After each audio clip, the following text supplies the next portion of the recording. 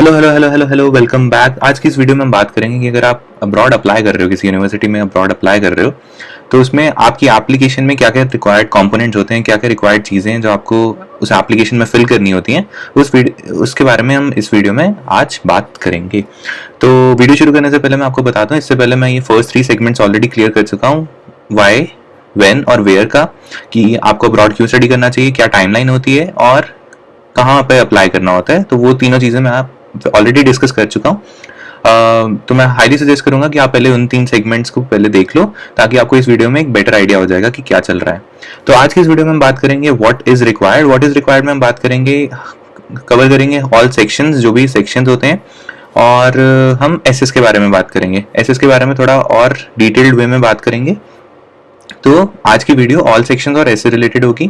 Basically इस video के and तक आपको ये रियलाइज हो जाएगा कि जो ये एप्लीकेशन है, ये एक होलसम एप्लीकेशन है जो एक दिन में सारे कंपोनेंट्स आप कंप्लीट नहीं कर दोगे। एक ऐसी एप्लीकेशन है जिसमें आपको टाइम लगेगा, थोड़ा थोड़ा धीरे धीरे धीरे करके आपके पास इन्फॉर्मेशन आएगी, धीरे धीरे धीरे करके आप इन्फॉर्मेशन फिल करोगे, और फिर ये एक बहुत ही स्लो एंड स्टडी प्रोसेस है जिसमें आपको कंसिस्टेंसी और पेशेंस मेंटेन करके रखना पड़ेगा। तो आप ये आने वाले सेगमेंट में देखोगे, वीडियो के आने वाले सेगमेंट में देखोगे कि बहुत ज़्यादा कंपोनेंट्स हैं और हमें धीरे धीरे सब चीज़ें कवर करनी है, ताकि हम ऑनेस्ट इन्फॉर्मेशन और बहुत ही क्लियर इन्फॉर्मेशन हर चीज़ में दे पाएँ। क्योंकि यहाँ पे एप्लीकेशन फाइल करते हुए हम कोई भी गलती अफोर्ड नहीं कर सकते, क्योंकि कोई भी अगर हमने गलत स्टेप ले लिया तो वो हमारे एप्लीकेशन के अगेंस्ट जा सकता है। तो इसलिए अभी हम बात करते हैं नेक्स्ट स्टेप्स के बारे में। तो बेसिकली ये सेक्शंस होते हैं आपके, जो भी आपको सेक्शन स्क्रीन पे दिख रहे हैं: profile, family, education, testing, activities, writing, courses and grades और कुछ एडिशनल इन्फॉर्मेशन। अब ये जो सेक्शंस लिस्ट है, ये एक बहुत ही एग्जॉस्टिव लिस्ट है, मतलब बहुत ज्यादा इसमें मैंने डिटेल्स बता दी है। इतने सेक्शंस हो सकता है आपकी एप्लीकेशन में ना हो सकता है कुछ एप्लीकेशन में हो सकता है इससे ज्यादा भी पूछा हो, बट ये जो है ये एक ऑप्टिमम लिस्ट है। इसके अराउंड ही जो भी आप अप्लाई करते हो यूनिवर्सिटी में, उसके अराउंड ही ये लिस्ट अप्लाई करती है। तो ये वीडियो के बाद आपको एक क्लियर आइडिया हो जाएगा कि आपके एप्लीकेशन में क्या क्या रिक्वायर्ड कंपोनेंट्स हो सकते हैं। ये जो सेक्शंस की लिस्ट है, ये मैंने कॉमन ऐप से ली है। कॉमन ऐप अगर आपको नहीं पता तो आप हमारी वेयर वाली वीडियो देख सकते हो, उसमें मैंने डिटेल में बताया कॉमन ऐप क्या होता है। अगर थोड़ा सा ब्रीफ करना हो तो common app basically common portal होता है जहाँ पे सब यूएस यूनिवर्सिटीज अपने इंफॉर्मेशन को शेयर करती है, और आप उस कॉमन पोर्टल पे जाके उन यूनिवर्सिटीज को अप्लाई कर सकते हो। तो वो जो सेक्शंस डिमांड करती हैं, वही सेक्शंस मैंने इस वीडियो में डाले हैं, वही सेक्शंस की लिस्ट आपको इस वीडियो में दिख रही है। तो हम धीरे धीरे हर सेगमेंट के बारे में बात करेंगे। जो इंपॉर्टेंट होगा उस पर थोड़ा और स्ट्रेस देंगे, जो इंपॉर्टेंट नहीं होगा उसको मैं एज सच आपको बस बता दूंगा कि ये आपने फिल करना है, और इतनी ज्यादा इंपॉर्टेंट चीज नहीं है ये आपके एप्लीकेशन में। तो अभी शुरू करते हैं प्रोफाइल से। प्रोफाइल में बिल्कुल बेसिक इन्फॉर्मेशन पूछी जाती है: आपका name, address, contact details, demographics, language, और आपकी ज्योग्राफी, नेशनैलिटी कहाँ से हो, आपकी लैंग्वेज, आपकी मदर टंग क्या है, कौन सी रेस से बिलोंग करते हो, क्या जेंडर है। ये बेसिक से इन्फॉर्मेशन पूछी जाती है। इसमें बस यूनिवर्सिटी आपको जान रही होती है कि आप कहाँ से बिलोंग करते हो, दैट्स इट। ये इतना इंपॉर्टेंट सेक्शन नहीं होता है, पर हाँ ये आपको केयरफुली फिल करना है, बिल्कुल ऑनेस्टली फिल करना है। एप्लीकेशन डिसीजन में ये अफेक्ट करता है? नहीं, कोई अफेक्ट नहीं करता है। डजेंट मैटर आप कौन सी ज्योग्राफी, नेशनैलिटी की हो, डजेंट मैटर आपकी मदर टंग क्या है, कोई ये चीज अफेक्ट नहीं करती है आपके एप्लीकेशन डिसीजन को। आगे आपके फैमिली के बारे में पूछ सकते हैं। कुछ एप्लीकेशंस होती हैं जो फैमिली के बारे में पूछते हैं: हाउस होल्ड में कितने फैमिली मेंबर्स हैं। पेरेंट्स की इन्फॉर्मेशन पूछी जाती है कि पेरेंट्स की ऑक्यूपेशन क्या है, पेरेंट्स के एजुकेशन बैकग्राउंड क्या रहा है। क्या कोई कभी कुछ कुछ एप्लीकेशन में ऐसे भी पूछा जाता है कि अगर आपका कोई पेरेंट ऐसा तो नहीं है जिस यूनिवर्सिटी में आप अप्लाई कर रहे हो, तो ऐसा तो नहीं है कि वो उस यूनिवर्सिटी का ऑलरेडी पास्ड आउट है, ऐसा भी कभी पूछ सकते हैं। और ये भी पूछ सकते हैं कोई फैमिली मेंबर ऐसा है जो उस यूनिवर्सिटी से पास्ड आउट है जिसमें आप अप्लाई कर रहे हो, तो ऐसे क्वेश्चंस भी पूछे जा सकते हैं। सिबलिंग्स की इन्फॉर्मेशन भी होती है। सिबलिंग्स के बारे में बिल्कुल सेम इन्फॉर्मेशन होती है, आपके कितने सिबलिंग्स हैं, कितने भाई बहन हैं, कोई ऐसा है भाई बहन जो यूनिवर्सिटी में पढ़ रहा है या यूनिवर्सिटी पास आउट कर चुका है, तो ये इन्फॉर्मेशन भी पूछी जा सकती है। यही था फैमिली में इन्फॉर्मेशन में, इससे ज़्यादा और कुछ नहीं पूछा जाएगा। ये आपके एप्लीकेशन डिसीजन को डिफाइन करती है? नहीं, इसका भी कोई लेना देना नहीं है आपके एप्लीकेशन डिसीजन से। बस एक यूनिवर्सिटी आपको जान रही होती है कि आपका फैमिली बैकग्राउंड क्या है, दैट्स इट। और इसके बाद एजुकेशन आ जाती है। एजुकेशन भी एक इंपॉर्टेंट कंपोनेंट है। एजुकेशन में आपका हाई स्कूल पूछा जाता है, कौन सा हाई स्कूल अटेंड कर रहे हो। अगर आप हाई स्कूल से अप्लाई कर रहे हो किसी यूनिवर्सिटी में, तो वो पूछा जाता है कौन से हाई स्कूल में आप हो। अगर आपका कोई गैप ईयर है, आपका गैप ईयर है, ये आपने ड्रॉप लिया हुआ है, तो आपके गैप ईयर के बारे में इन्फॉर्मेशन पूछी जाती है। कभी कभी कुछ ऐसे भी होते हैं जिसमें वो आपको पूछ रहे होते हैं, एक ऐसे लिखने के लिए बोलते हैं कि 250 वर्ड्स या 300 वर्ड्स में लिखो कि why did you take a gap year, तो आपको एक्सप्लेन भी करना पड़ता है। उसके बाद अदर हाई स्कूल, अगर आप अपने करंट हाई स्कूल के साथ कोई और हाई स्कूल भी अटेंड कर रहे हो तो वो भी इन्फॉर्मेशन आपसे पूछ सकते हैं। उसके बाद कोई कॉलेज यूनिवर्सिटी अगर अटेंड कर रहे हो, ये उनके लिए है जो ट्रांसफर स्टूडेंट होते हैं, जो ट्रांसफर एप्लीकेशन के लिए होते हैं, जो फर्स्ट ईयर किसी और कॉलेज में करते हैं और उसके बाद किसी और कॉलेज में ट्रांसफर एप्लीकेशन डाल देते हैं, तो ये कॉलेज यूनिवर्सिटी की वो इन्फॉर्मेशन वो शेयर करते हैं। उसके बाद आपकी ग्रेड्स होते हैं। ग्रेड्स बेसिकली, ग्रेड्स में आपको ध्यान रखना है कि जब भी आप एप्लीकेशन फाइल करते हो अब्रॉड, तो वो फोकस देते हैं आपके 9th 10th 11th और 12th की ग्रेड्स को। तो ये 4 इयर्स के ग्रेड्स तो आपके पास होने चाहिए। अगर आपके पास ये ग्रेड्स नहीं है तो आप अपने स्कूल को अप्रोच कर सकते हो।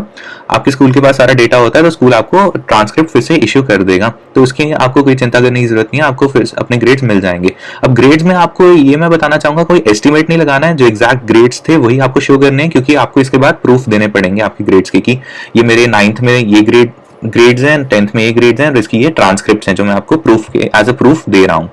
तो उसका आपको ध्यान रखना पड़ेगा। उसके बाद आपको करंट कोर्सेज के बारे में बताना पड़ेगा। अगर आप हाई स्कूल अटेंड कर रहे हो तो कौन से कोर्सेज आप करंटली कर रहे हो, उसके बारे में आपको बताना पड़ेगा कि ये कोर्सेज मैं कर रहा हूँ, ताकि यूनिवर्सिटी को एक आइडिया हो जाए कि आप यूनिवर्सिटी के लिए कैपेबल हो, यूनिवर्सिटी फर्स्ट ईयर करने के लिए आप कैपेबल हो, वो बस पता लग जाए यूनिवर्सिटी को, दैट्स इट।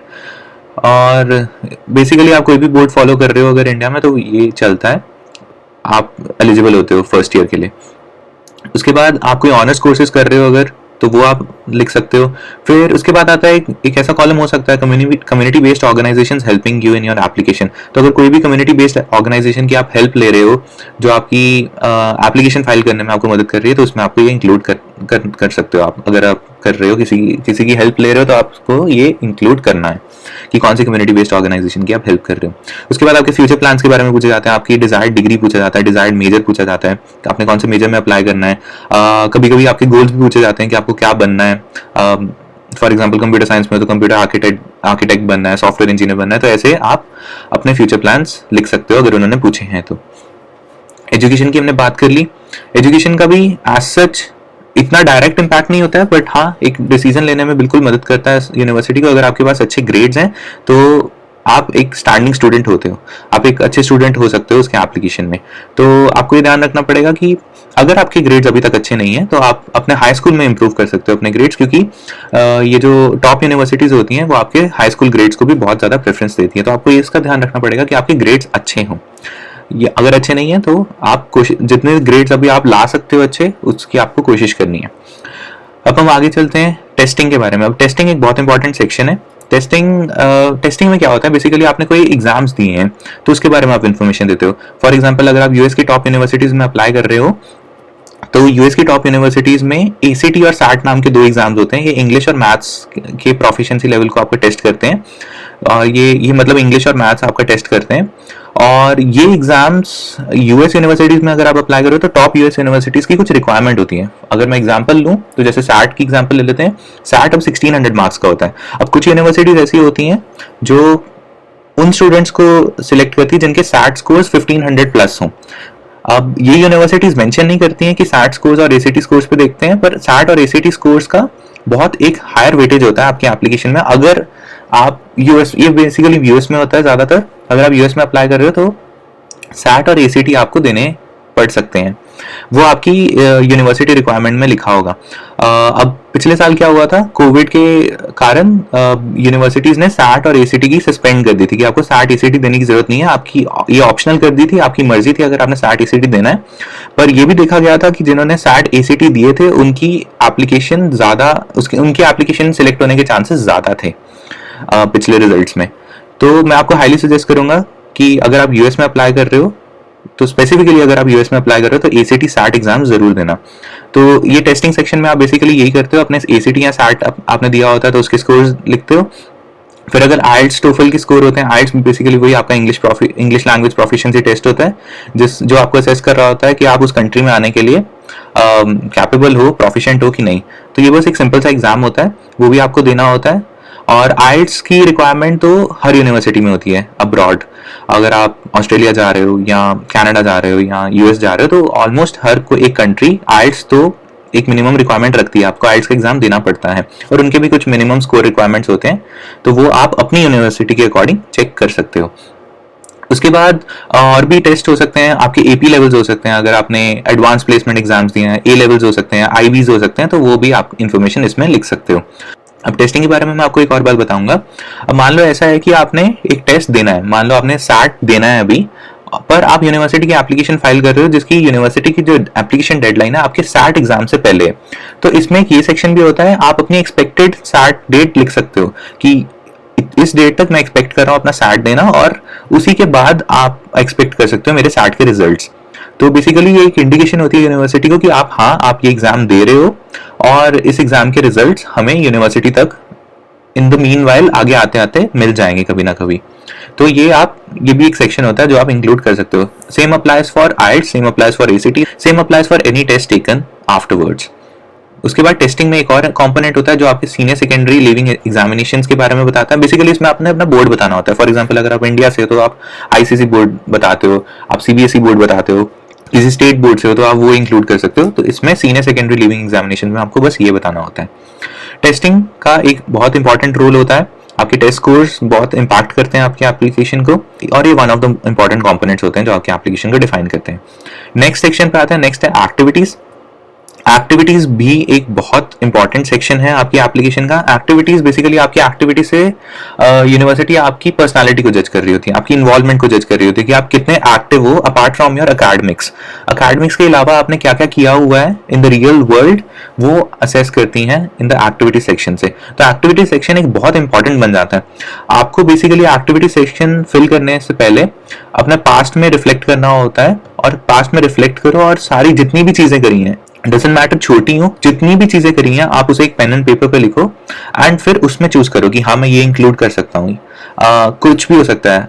फॉर एग्जाम्पल अगर इन्होंने कम्युनिटी एंगेजमेंट के बारे में पूछा है तो अगर आपने किसी लोकल टेम्पल में वॉलंटियर किया तो आप वो भी लिख सकते हो।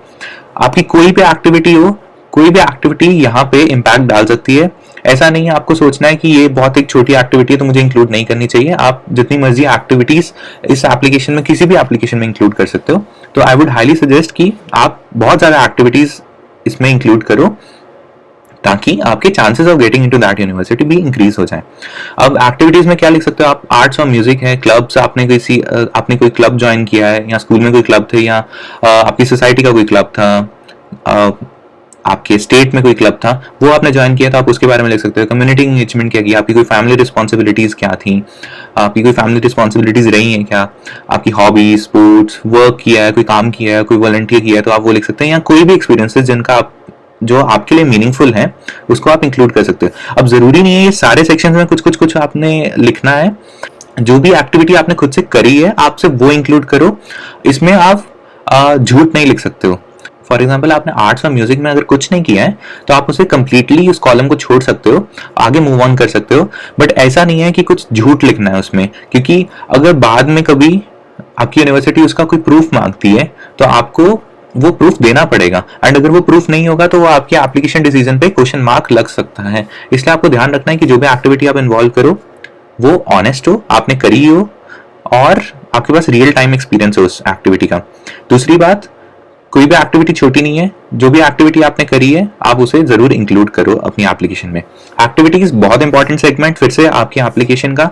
एक्टिविटीज भी बहुत हद तक आपके एप्लीकेशन डिसीजन को डिफाइन करते हैं। इसके बाद हम बात करते हैं राइटिंग की।